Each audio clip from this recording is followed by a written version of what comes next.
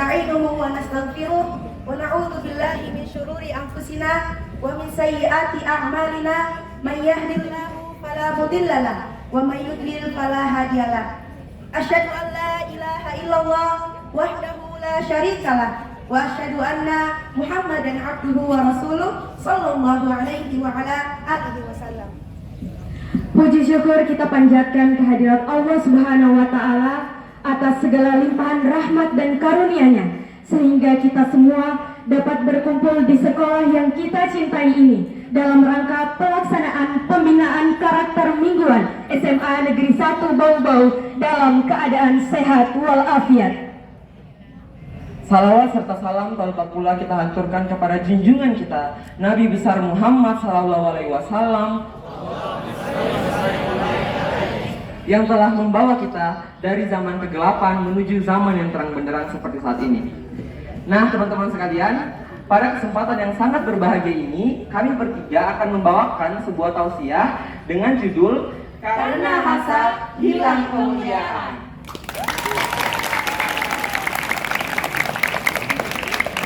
Nah, teman-teman sekalian, sebelumnya saya ingin tanya dulu, di sini sudah ada yang tahu apa itu hasad?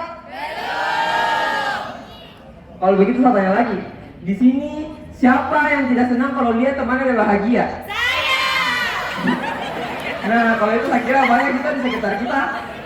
Tanpa kita sadari teman-teman sekalian, itu juga sudah termasuk ke dalam hasad. Hasad atau yang biasa kita kenal dengan iri atau dengki adalah keadaan di mana biasanya kita tidak senang itu lihat temannya kita ada bahagia. Nah, itu hasad. Hasad berupa iri. Kalau hasad berupa dengki itu lebih parahnya lagi. Bukan hanya kita tidak suka lihat temannya kita ada bahagia, tapi juga kita mendoakan kepada Allah Subhanahu wa Ta'ala, semoga kebahagiaan itu orang dicabut saja, kasih saja ke saya. Kayak begitu teman-teman sekalian. Sebenarnya kalau kita bahas mengenai hasad atau iri dan dengki ini, kayak sudah tidak asing kita di telinganya kita, kayak banyak sekali terjadi di sekitar kita. Bahkan sampai-sampai kadang kita sudah normalkan nih hal ini. Padahal teman-teman sekalian, Allah Subhanahu wa Ta'ala telah memerintahkan kita untuk menjauhi sifat hasad ini pada Quran surah An-Nisa ayat 32 yang berbunyi, A'udzu billahi minasy syaithanir rajim. Bismillahirrahmanirrahim. ولا تتمنوا ما فضل الله به بعضكم على بعض للرجال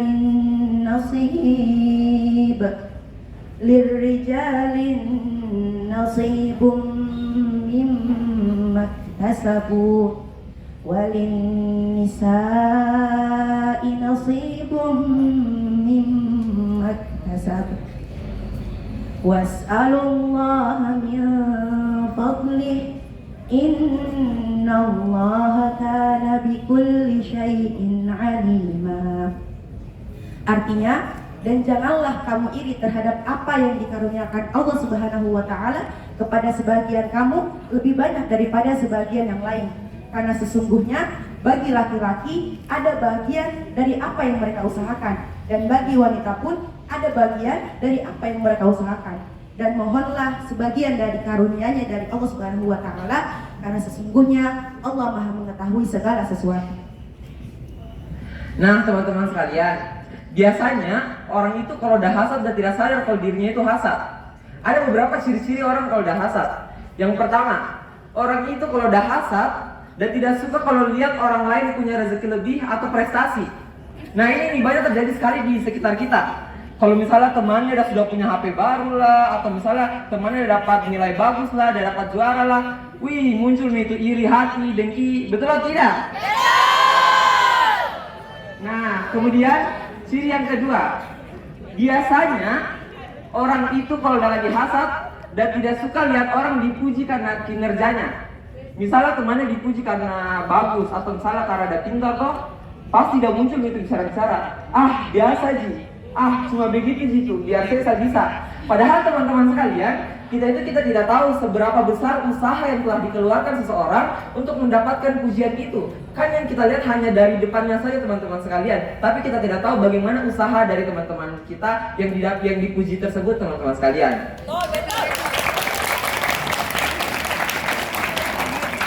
Nah kemudian ciri yang ketiga, orang kalau udah lagi hasad itu udah cari kesalahan-kesalahan orang lain.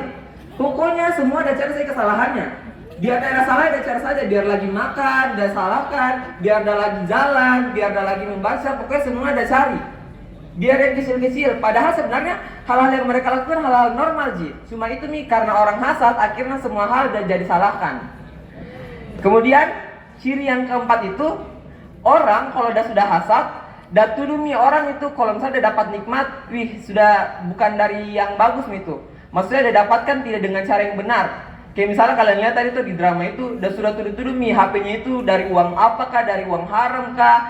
Astagfirullahaladzim. Padahal teman-teman sekalian, kembali lagi kita tidak tahu usaha apa yang telah diberikan seseorang untuk mendapatkan rezeki tersebut teman-teman sekalian. Nah itu tadi ciri-ciri dari orang-orang yang hasad. Selanjutnya teman-teman sekalian, bahaya hasad.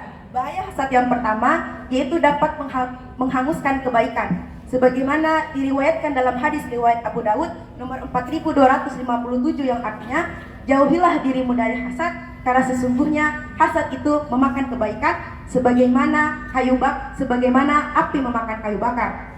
Nah teman-teman sekalian, dari hadis ini kita mendapatkan pelajaran bahwasanya sebanyak apapun kebaikan yang kita lakukan, sesering apapun kebaikan itu kita lakukan, kalau saja masih ada hasad di dalam hati-hati kita, maka sebenarnya kebaikan yang kita terus lakukan itu tidak akan ada artinya di mata Allah Subhanahu wa Ta'ala, alias selayaknya kayu bakar yang menjadi abu ketika dibakar.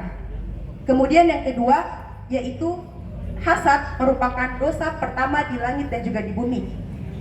Dalam tafsir Al-Qurtubi halaman 20 disebutkan bahwasanya dosa yang pertama kali terjadi di langit adalah hasad, yakni hasadnya iblis kepada Nabi Adam. Dan dosa pertama yang terjadi di bumi juga ialah hasad, yaitu hasad yang mendorong seorang anak Adam untuk membunuh saudaranya. Pasti teman-teman di sini sudah tidak asing toh sama peristiwa dikeluarkannya Nabi Adam dari surga.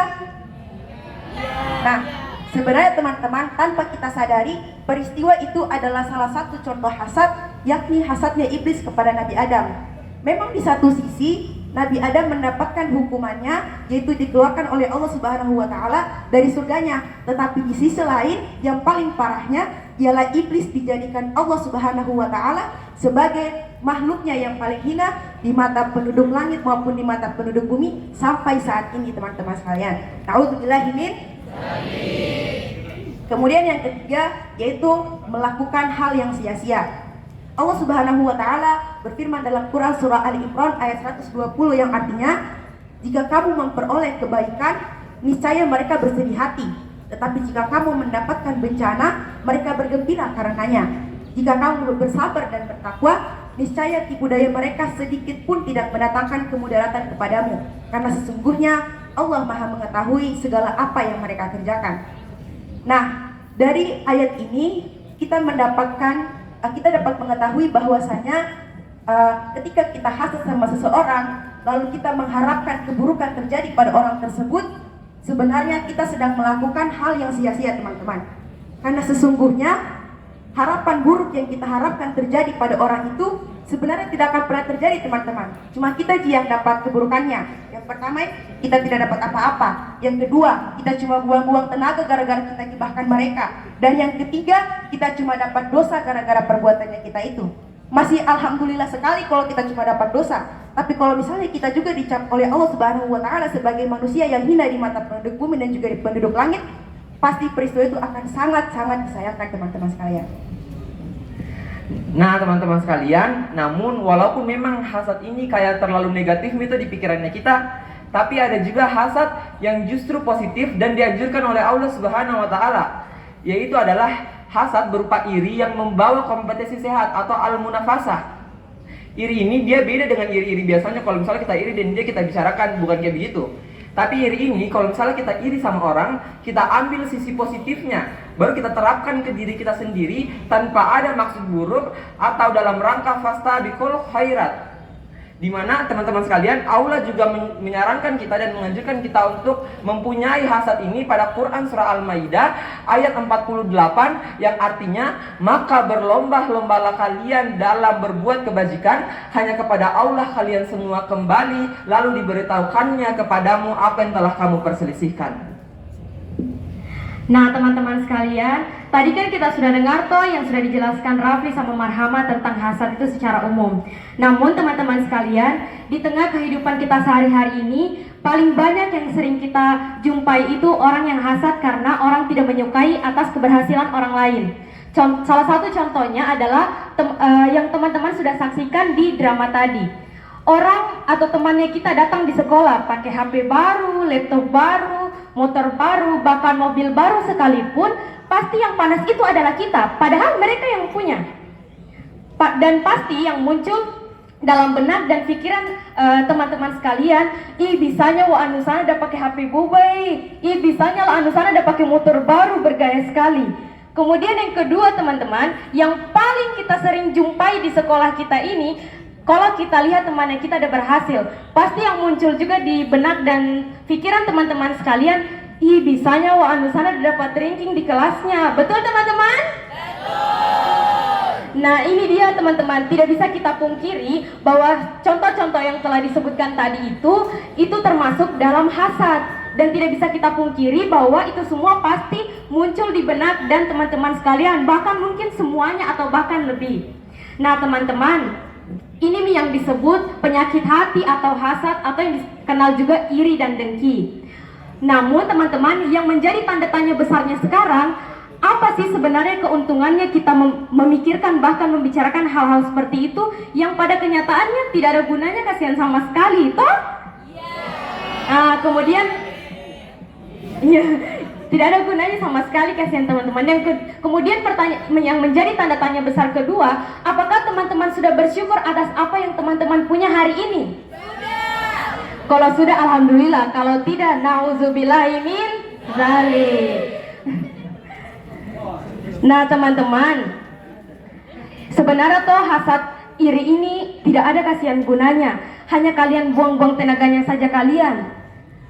Kalau katanya Ajim toh, kedengkian ini tidak akan merubah sesuatu menjadi lebih baik, tetapi justru kedengkian ini akan mengubah diri kita menjadi lebih hina, lebih cenderung menzolimi orang lain teman-teman. Ibaratnya seperti ini. Di sini ada yang tahu apa itu SMS? Tidak tahu? Kalau kalian tidak tahu berarti mohon maaf, ini Pak Guru, Bu Guru siswa SMA 1 kurang update.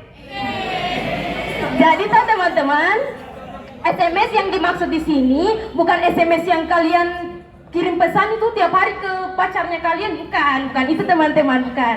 SMS yang kita maksud di sini adalah susah melihat orang senang, senang melihat orang susah. Ada orang susah, kita senang. Tapi kalau misalnya ada orang senang, ada orang yang senang, kita yang susah. Toh pasti begitu banyak di antaranya kita teman-teman. Nah ini dia penyakit SMS yang dikenal dengan SMS itu teman-teman. Jadi teman-teman, kalian sudah tahu nih toh, itu iri dengki tidak ada gunanya sama sekali. Hanya buang-buang tenaganya saja kalian. Sudah iri dengki, kalian dapat dosa, kalian bicarakan lagi teman-temannya kalian, ada grup dalam grup. Nauzubillah min zalik, memang iya, jadi tuh hasad iri dengki itu hanya kalian tambah-tambah dosa.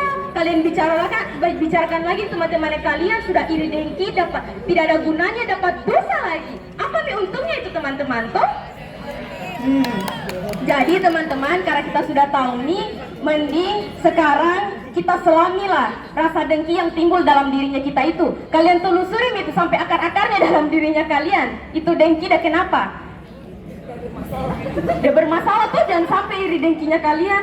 Ah teman-teman, kita harus lakukan pemikiran secara sadar bahwa memang keberhasilan, ketenaran, kekayaan, bahkan kemuliaan yang diberikan oleh Allah Subhanahu wa taala untuk orang tersebut memang merupakan untuk orang yang Allah sudah kehendaki, teman-teman. Tidak bisa kita pungkiri bahwa keberhasilan, ketenaran atau kemuliaan dan lain sebagainya itu Allah sudah kehendaki. Allah dia mau berikan sama siapa saja yang Allah sudah kehendaki, teman-teman. Tidak bisa kita pungkiri karena itu adalah hak Allah Subhanahu wa taala seutuhnya. Jadi teman-teman, sebaiknya kita jangan pernah iri atau dengki dengan atas apa keberhasilan yang orang lain dapatkan. Sudah-sudah nih kalian cari kekurangannya orang lain, mending kalian perbaiki dirinya kalian, ambil positifnya dari orang-orang yang berhasil itu. Misalnya, kalau orang udah berhasil, kita doakan, kita contoh, kita jadikan itu motivasi dalam dirinya kita supaya kita bisa menjadi orang itu. Oke teman-teman? Siswa SMA Negeri 1 Bau-Bau hebat semuanya, harus terus bersyukur apa yang kita punya hari ini, besok, dan seterusnya. Dan satu lagi teman-teman, yang perlu digarisbawahi adalah bagaimanapun keadaan kita saat ini, bagaimanapun yang Allah berikan kepada kita harus terus bersyukur, kita harus terus mensyukuri, dan kita harus menyadari bahwa itu karunia Allah untuk kita semua. Teman-teman,